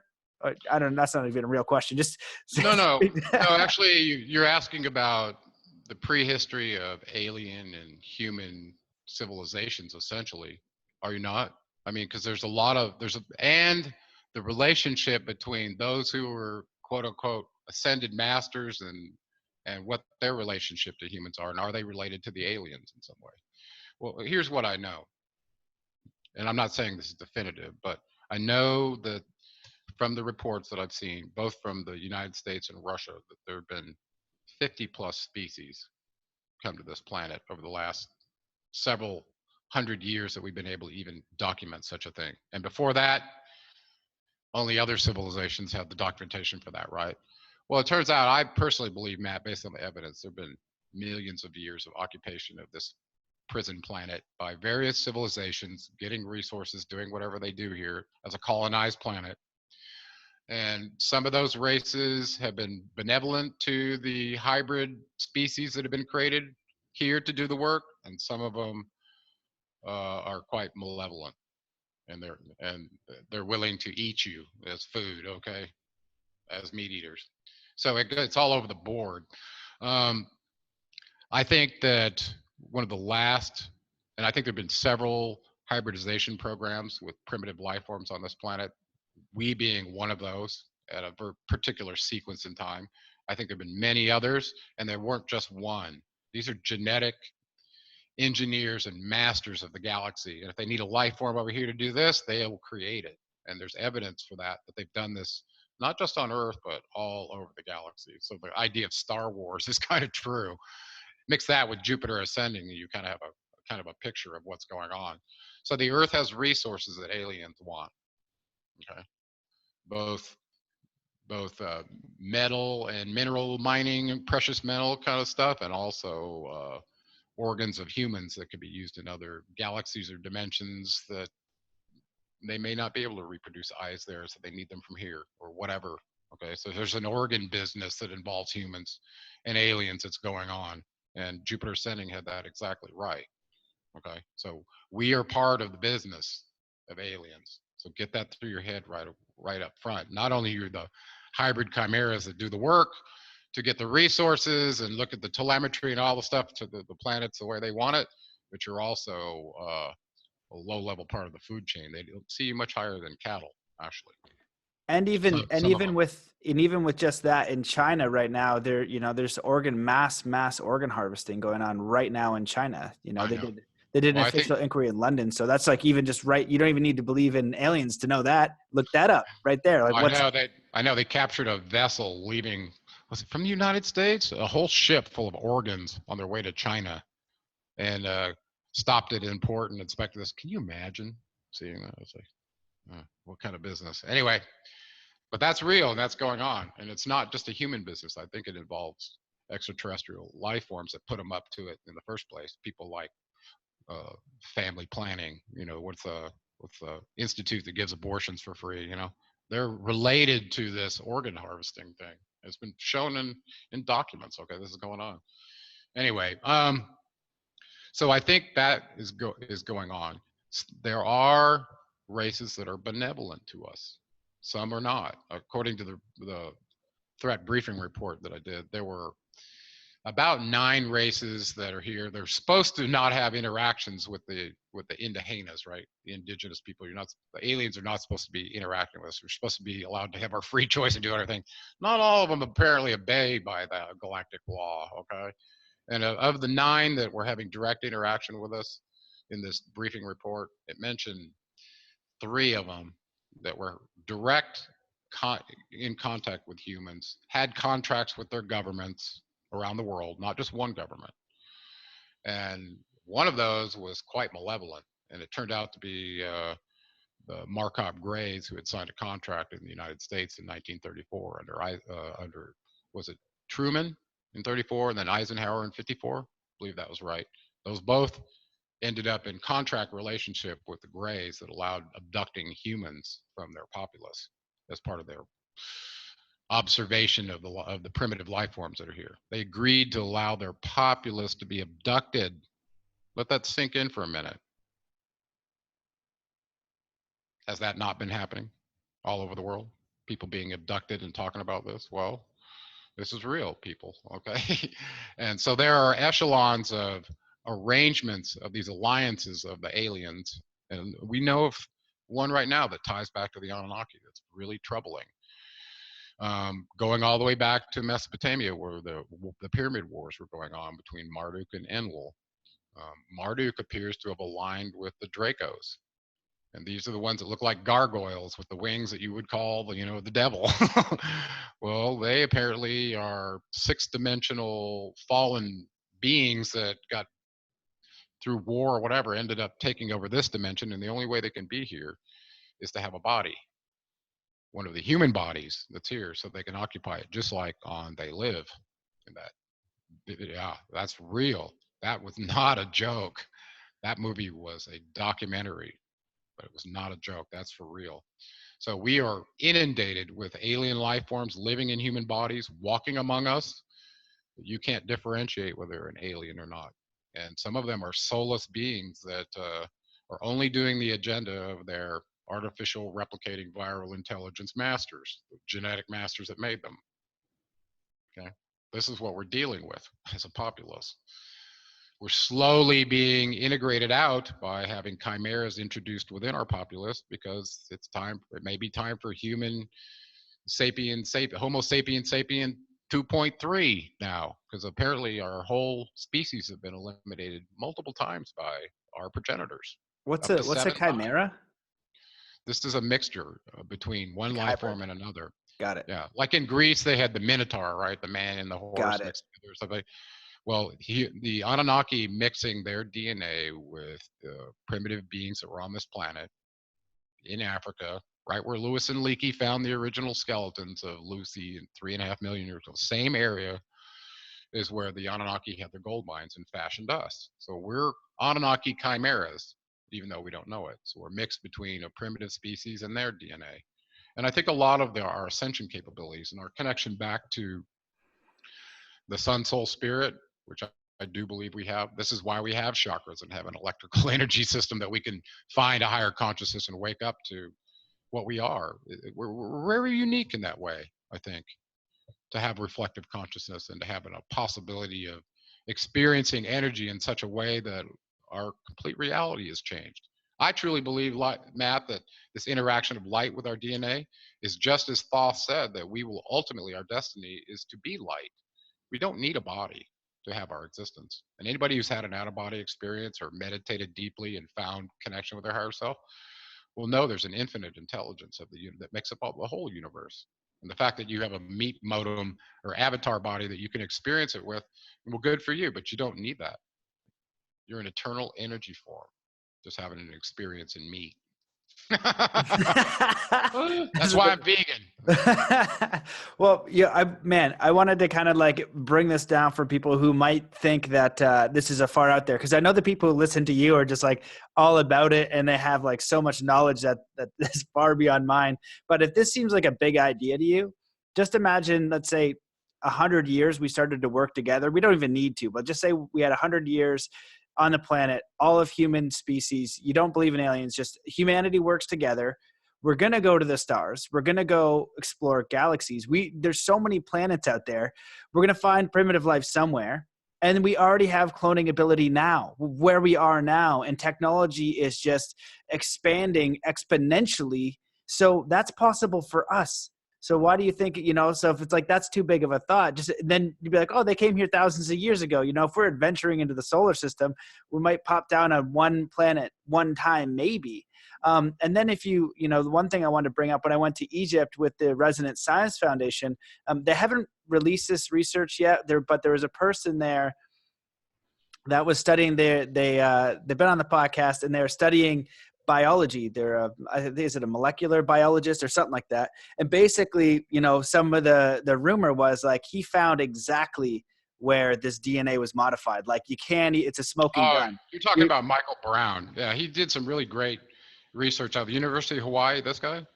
Uh, Yeah, yeah, he found where the genetic splice was that Ningishzida was given credit for in the Atrahasis for figuring out how to let humans, the Adam and the Eve, reproduce. Right. This is what it was really about. There's genetic proof of that. I agree. yeah. And so then, so to kind of like link up your story as well, you know, when I was speaking with David Lowenberg this summer, and and then also Clifford Mahudi, when they're talking about this, it's just what they know. They're like, there's lots of species here. We've always known this. This isn't weird to us. This is just normal, but we're not trying to communicate with you guys. All we've ever done to the Native Americans is try to impress upon them our beliefs, our right way, our stuff. And nobody ever thought to listen to them and figure out what their history was and what they believed. You know what I mean? We don't even know how old it is. Most people are like, oh yeah, they're primitive. What do they call them? Savages. It's like, oh, actually, it is not that. It is the other way around. And so, you know, he spoke about that as well. And then the last thing I kind of wanted to bring up was like simulation theory. I'm going to be talking to Tom Campbell, and he's like one of the leading physicists on simulation theory again on Tuesday. And I'm just curious, like, what are your thoughts on like, okay, if this is the thing, it's a bigger game, it's an expanding consciousness, but I like what you talk about. We all have this capacity to expand, and this is expanding awareness and knowledge. Like, where do you sit in the idea of like simulation, you know, the purpose of this thing, and like moving towards, whether it doesn't need to be a spiritual path, but in a sense of like freedom? Because I remember specifically starting to uncover all this stuff, being like, is this actually real? Like, I don't know what's going on. Oh my God. Like, okay, maybe I am a slave. Shouldn't eat, you know, half of this stuff because it's killing me. But I felt depressed for a long time and very disempowered. And I'm just curious on like, for where you are right now in understanding, you know, what your purpose is here, what's actually happening. What kind of like, I don't know, advice or thought would you have on just like the simulation theory idea, what you're actually supposed to do here and past moving forward? Oh, so when you say simulation, I think you're talking about our holographic reality. Is that Yeah. Oh, correct? yeah. And then actually, I wanted to bring up one more thing too, and just you can just pick at whatever you want. But I wanted to get all this out just to see what you felt was most important. Jake Campbell gave me an episode once on Decoders of Truth. I'd never listened to it, but he's just like, apparently, when you die, you get caught in this net going out, and they've been able to like harvest souls, and then you have to like say this word to get out. And I've heard of that idea before, being trapped in this like, oh, your soul is meant to go back to source, but you get tricked and then you have to come back. Do you put any weight to that idea? Well, there was discussions in the Egyptian Book of the Dead about trials and tribulations that you would go through as a out of body avatar on the way back to your source. You know, the weighing of the soul process that happened with Thoth and Osiris, and I do think that there. First of all, I don't buy into this whole ruse about, you know, avoid the light when you die because it's a trap to get you to come back and be a reincarnated avatar as a slave. That is not the case. If you read anything that the true ascended masters have said about seeking light, not only here but after, that light is from the creator of all. Okay. And all of a sudden you go, well, what color of light? We talk, what wavelength do I need to follow? And it just gets crazy. Okay. When you have connected with your higher self, you don't even have thoughts like that because you already know what the death game is. There's no such thing as death. You're a eternal energy source, and energy is neither created or destroyed. It only changes state. Okay. It goes from a planet, it turns into a star that goes supernova, sprays its material all over the universe, aggregates into the band of the galactic center, gets pulled in, chewed up by a black hole, turned back out as gamma rays, and comes back out as matter. It's all recycled energy. Okay, and you're no different. So in this holographic simulator, the sooner you realize that you're an eternal being and that playing the games of culture to get you there is never going to work. And you're never going to find the truth through the senses that have been designed to work in the hologram. Those are your slave sensors, okay? Those are for you to build a picture of the material world and believe it's real. That's why your eyesight is limited to 400 to 700 nanometers. Your hearing only goes to 20 kilohertz. Dogs hear better than that. Any bird can see, practically see better than we can see. Okay? We have a very limited view of this material reality. And part of that is probably for us to figure out that it is all an illusion. Okay. So how do you play what's the goal of the avatar game? Number one, the most important of all is figuring out that. As soon as you're not afraid of death anymore and affiliating with this material thing that dies and decays and ages, and you know that's not even the real you, you're not going to be afraid to do the things that you need to do that are part of your path here and now. If you're in fear in any way, it's going to hold you back. You're going to be in the fear prison of your own mind.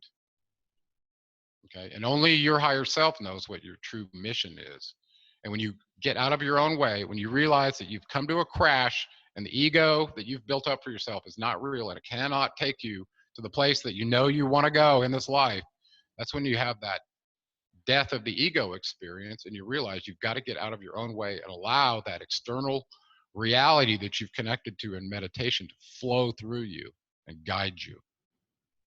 And so it's more of an inspiration where you give up the control of thinking you're going to do your own life and be in conjunction with gravity, whatever that is, whatever I got to do to be in a synchronous that, I got to do that.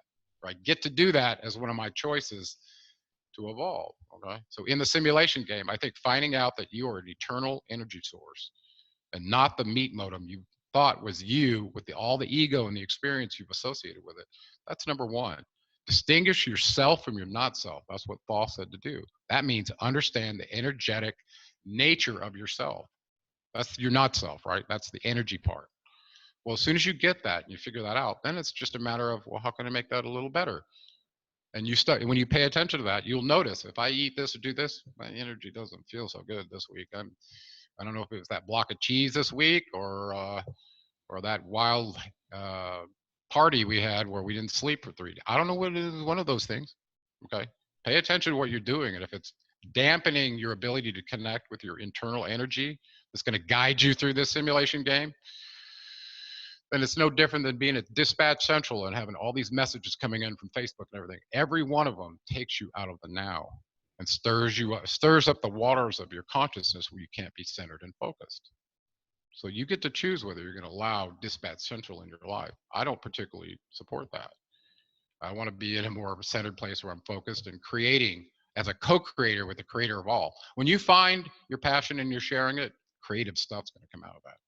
If you're not connected to your creativity, there's something wrong because you are a co-creator of the creator of all, right? That means you create stuff, not just a consumer. You're a producer of some sort that benefits your community. And I think that's a good way to check and see where you're at with this process. Is are you serving your community or are you serving yourself? Because when you wake up to the Ba energy, which Thoth talked about, which is your sun, soul, spirit, and your ticket back to the infinite source of the creator of all. That's what we all want. Every species wants that. That has a connection back to the source. There are species that have energy sources that are not from the creator of all. These are what we call artificial viral replicating intelligences, and they're soulless. You can't reason with them. You can't expect to reason with them like a human, and they're running our world right now. Okay, is the problem. So what can we do? We can walk our avatar path, do the mission that we know our higher self wants us to do, and you won't even know what that is until you get out of your own way and realize from your ego consciousness you can't do it. When you have that crash and realize that your higher self is truly where it's at, you'll go inside and connect with it, and it'll find its way through all your chakras and wake you up to do that mission. It's pretty much that simple, but it won't happen while you're caught up in your ego consciousness. So there's two things that have the alchemy experience. This is the alchemy experience of waking up, the initiation into the mysteries that Thoth calls it. You got to purify your consciousness, okay, and subjugate your ego, because those two get in the way. The ego part is very hard because we don't even know that we're operating from ego until we have our brain software looked at and realize we are nothing but the result of the culture that we were spit out from, running its brain software, right?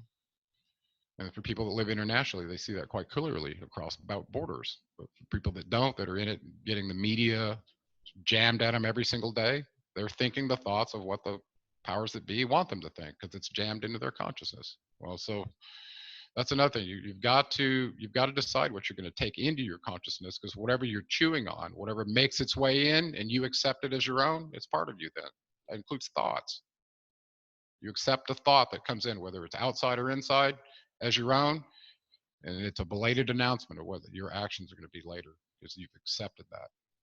So be careful in that battleground of thoughts.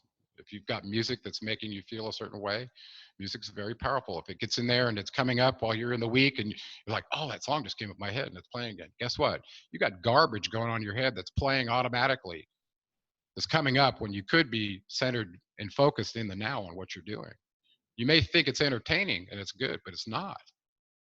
Okay, so be careful what you let in there bouncing around in your brain housing group, because it matters. And this is the part of the transmission part that we don't talk about. Yes, you're a receiver, but you're also a transmitter. Every thought that you have turns into an electrical signal.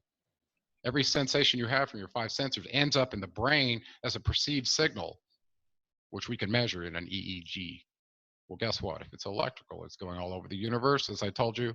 And anybody who has the telemetry to listen to it or look at your energy body from a satellite, they can do that. They know exactly what's going on in your head and where you are in your evolutionary process in order to know how to deal with you.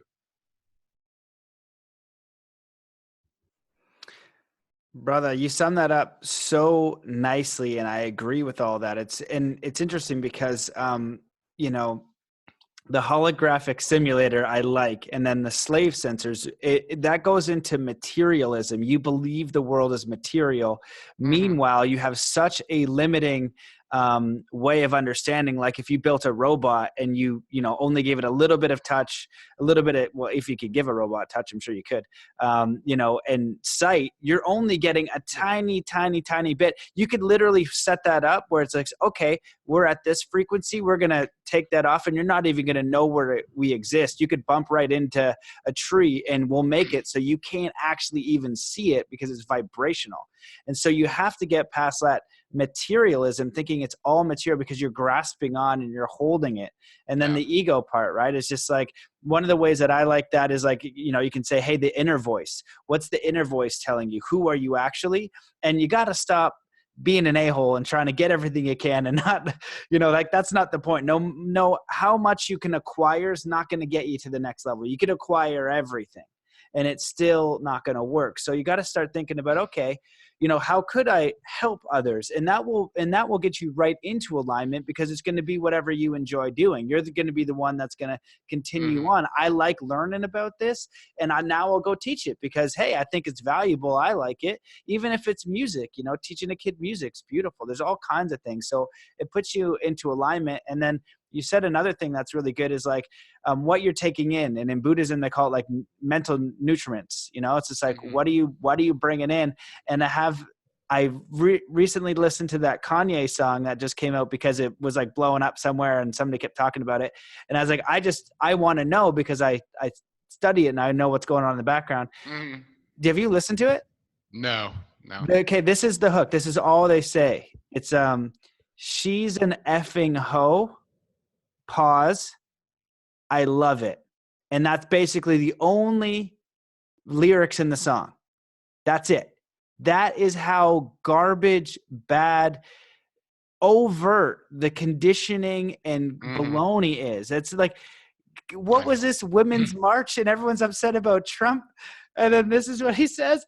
And like, this is in every radio station, and they're only playing a few of the same garbage songs. And I like, I had a deepening of understanding when you're going down the street and this thing comes up, whether it's an ad or it's like a movie or a thought. Now, if it's an inspiring movie or a thought or a documentary or a book or a podcast or a thought or a wish or something you're imagining, that's all great. That's you creating.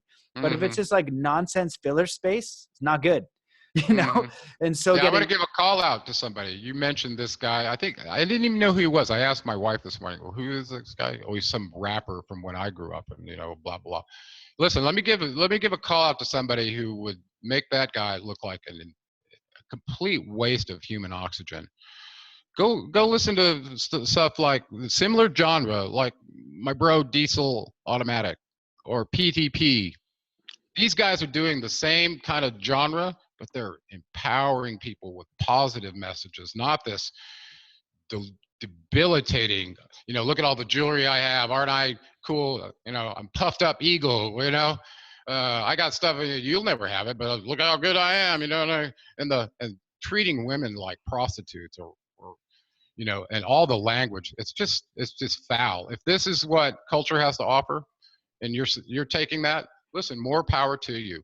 If you think that's going to empower you to be a hero in the simulator, you got another thing coming. That's from Judas Priest. Okay. Oh, dude, and I just another thing coming. It made me think of another thing too. You could be the king of this simulator, but you're the king of the false world. Yeah, that's right. Well, they're chosen. People that are chosen in the entertainment business are chosen by those that want to lead the culture astray. They're doing a deal with the devil instead of doing their own thing. They won't ever get big, though. You know that. The people that don't sign the deals won't get the big promotions and be on the stage. But those are the ones you ought to be seeking out. Yeah, they're the ones that have the real message. Mm-hmm. You could look at Chappelle. Chappelle walked away like, oh, now you're crazy because you wouldn't, continue. Like, you did this on your own. You created your own show. It exploded beyond what we thought would happen. Now we want to start to control that agenda and offer you this next level. And he talked about losing touch with his dad and all this stuff. You're living in a fake world. Like, you could have this mansion, but who's around you? What is real? When you go hang out with your buddies by the beach, when you have a meaningful conversation, that's actual life. And it doesn't matter if you're in this penthouse or, I can remember snowboarding and we're sleeping in the back of a van. It was such a great experience. It's just what you're actually doing in the reality, this presence and this realness. And if you want to be an entertainer or an offer or whatever, share it with like a few people, but you want to share your honest expression. And if it blows up, amazing, good. And if it doesn't, that's right. You're still like, you're uncovering your own mastery and what you want to do here in a real way. You know what I mean? And we used to have music that was real. And I think that's super important. I'll let you add on to that as much as you want, but I know we've covered a lot and I'll sit and talk to you for like 20 hours straight. And I won't even hesitate. I think it's starting to seem like time for a biological break. So maybe. Yeah. The one thing that I wanted to ask, if you did have time, want to touch on this, because I know I wanted to read that Babaji book, but was there evidence of that? Like, I think that makes sense. And I'm just curious what your thoughts are on that. Is like, do you think it was, because he's like, and there's also a list of like master lineages, like Jesus, and maybe you can touch on that because you're aware of them. And it might have been you, I've saw the chart about it. It's like, oh, here's the master and here's the teacher passing down that lineage. Right.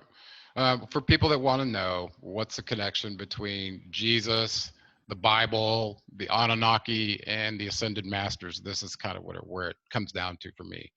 I'll give you some data points. Number one, from the Anunnaki heroes that were here, the ones that were trying to help us, one of them kind of stood out to me as really cool, and he was the Lord of Wisdom, gave us language in the calendar, and most of the stuff he did seemed like he was trying to take humans to a higher place. And that was Thoth. And I really connected with him in the Anunnaki story. He was the son of Enki, by the way, a geneticist. Okay, so he had a relation with a gal named Sashida in Egypt. She actually, if I could share this, I'd bring up a picture and show you. You can do screen share. Yeah. Okay. All right. Let me pull up a couple pictures for you for some stuff here. Okay. Let me hit the share here. And this one is supposedly also known as Mataji, who is Babaji's sister, half sister. Okay, so this is the same being from Egypt. So check this out. Let's see if I can get this on here. Yeah, I'm curious about even how do you track down the origins of Babaji? Well, that's a trip. So here's a Sashida, and she was the lady of the stylus. Okay, so she was the one doing record keeping with Thoth. She's often very affiliated with Thoth. You can see that. Okay, let's talk about Babaji real quick. This is kind of a picture of Babaji that I first got turned on to through reading the autobiography of a yogi. Because I'll have to show you this. I lived very close to this place. This is in Encinitas, California. There's the Self-Realization Fellowship where Yogananda set up his shop. in Encinitas. So I used to ride my bike down here and hang out right here on this bench and look out over the ocean, okay? And this is where I first started meditating, was in this meditation garden in San Diego. That's kind of cool, huh? Yeah, that's awesome. Is there anything else I want to share? The other thing that I wanted to point out as part of this is where this Babaji and the Lost Teachings of Atlantis temples are kind of located. They don't really want you to know this, but it's in this area right here where I'm pointing on the map. You see that, right? Yeah. Right, that region. Okay, so if you read this book, The Lost Teachings of Atlantis, this one, very, very, very good book. Okay, if you haven't read it by John Peniel, I highly recommend this, especially the History of Atlantis. Okay, I'm gonna stop sharing here now. Okay, the History of Atlantis is really important in that part. And the reason I bring that up is they said their master teacher that got them initiated was Thoth. They consider him the master in the Atlantean teachings in this really crazy great school. And they said the last incarnation of that being was Jesus. Okay, and I also believe that too. And I saw this in all my research, is that the being that was putting himself out, sacrificing himself for mankind in multiple incarnations was this Ningishzida being, who we knew became Thoth, who became other avatars, lots of them. And he talked about in the Emerald Tablets, going 1,000 times or 100 times in every 100 year, or every 100 years he had to go into, or every 1,000 years he had to go 100 years in stasis at the halls of Amenti. So I'm like, wow, that's a lot of incarnations. You know, the Buddha had 500, right? Incarnations, according to him. So anyway, so the idea that the last incarnation of Thoth was as Jesus was tantalizing me, but I thought, you know what? They're still here. Where are they? And I knew in particular that Thoth Ningishzida never left. And he had stayed on and signed on in the writings of the Vision of Hermes to be our teacher through all the ages until the age of enlightenment came, which I believe was the age of Aquarius, because he was the one who was going to be reining that in, according to everything I looked into. This is knowing about term limits of the Anunnaki, who was on the Anunnaki Council, blah, blah, blah, blah, blah. Well, if you extrapolate forward, the master Thoth was in the lineage of Enki and could potentially be a ruler on this planet. And I believe that's what's happening, okay, right now, just so you know, is the transition from one Anunnaki clan to another that's setting the precedence for humanity. And this could be really good for us as a human species if we live through this, we don't destroy ourselves. Okay, well, they said that his last incarnation was Jesus. And if you read the Masters of the Far East, you realize that Jesus and Buddha were having major encounters with the Ascended Masters in India. Okay, for those who haven't read that book, that's Spalding. Okay, look up Spalding, Masters of the Far East. Well, going to the next step, you have to ask yourself, okay, well, if the Anunnaki were here and Thoth was here, where did he go after this incarnation of Jesus? Because he's immortal. And we all know that. Even Jesus was, believed to be immortal to people. Well, all of a sudden, through the autobiography of a yogi, you discover this being who sent yoga to the United States in 1934 with the Yogananda, with strict missions to start waking up the Westerners. Who was that? Well, he says it was Babaji, okay, in the book, and describes going and meeting him and the whole thing, right? You're aware of this. Well, you keep unthreading that, and all of a sudden you end up at this location in the Himalayas where some being who's claimed to be eternal is giving consciousness education to humanity from the direction of a remote location. And this is Babaji, who through multiple generations, from Swami Yukasar way back when, all the way up to Raj Wiseman, who wrote the book Babaji E.T. So his question was, is Babaji an E.T., an alien that's doing this to try to help humanity? And as you dig into this, he gives you the evidence that that very being was none other than Ningishzida, Enki's son. So there's the Anunnaki connection to these Himalayan masters who were playing with the conscious simulator of all of us humans. Okay, and the latest thing that Raj Wiseman says, he was to write this book to let people know there's a great synthesis going on right now as part of the awakening to enter into this new age with him. And I think I see that happening, Matt. The synthesis between science and religion, between psychology and electrical engineering, it's all happening. And it's all pointing to the same thing about who we are and where we fit as avatars in this big role that we've been playing. That's fascinating. Yeah. My thought about that is like, okay, so say, if you take, the Jesus story or this, like in the autobiography of a yogi, I forget which one it was, is Lahiri Mahasa, is that pronounced it right? Is he the one that gets like the palace that appears out of nowhere and all of Yes. this? Yes. Yeah, he has all this Yeah. mystical stuff happen. Maybe it was a technology, not a consciousness thing. Could be like a consciousness evolved inference. You know what I mean? It's like, okay, that's the thing. Or maybe they had a technology, because there's a lot about magic in the Bible. David the magician. They do have the technology. This goes Yeah. back to the writings in even the Emerald Tablets. He was talking about races who had the power to never have to utilize toil to get what they wanted anymore. They could create it all with the power of their mind. So they could have a thought and build a building. They could have a thought and produce a meal, like that. And in the Masters of the Far East, in that book by Spalding, they were doing this on a regular basis. And it was like, wow, really? Later on, I got exposed to some stuff called lerming, which is a scientific way to try to understand what they're doing. And it leads to some very interesting realities that what are the limits of our co-creative abilities as creators on this material plane? Well, according to Jesus, we'd have his powers plus more if you followed his path, right? Well, look at Babaji. Okay, he's apparently got some pretty crazy capabilities that go beyond the normal understanding of never aging and all these other things. Okay, been around for thousands of years. And the idea of the power of Yolton to be able to manifest matter out of the ether is magic to us, but to an advanced species who understands possibly the quantum encryption and coding of light and how it leads to bonds and turning light into matter. If they knew how to do that, they could materialize anything in front of you and you believe it was real. Because first of all, it's not real. It's only stitched molecules together with energy. And if you understand it from a scientific standpoint at that point, and know that you're a co-creator, the creator of all, and that activity is permitted for you because of where you are on your path, then I think it's possible. Yeah, man. Including manifesting whole cities in temples in Atlantis, which was described that Enki did, because he had the power of Yolton, this ability. And I believe Thoth ultimately, as Ningishzida, ultimately got it too. Yeah, man, it's so interesting, because if we even, figured out, I don't know, let's say we figure out time travel right now and we go back to the 1800s, they could think of us as ETs and as this advanced race, and we could do magic like this guy. I don't know whether it's like a holographic screen or, we could actually bring that back now. We could create a hologram. We would be ascended master beings to them with technology. Right.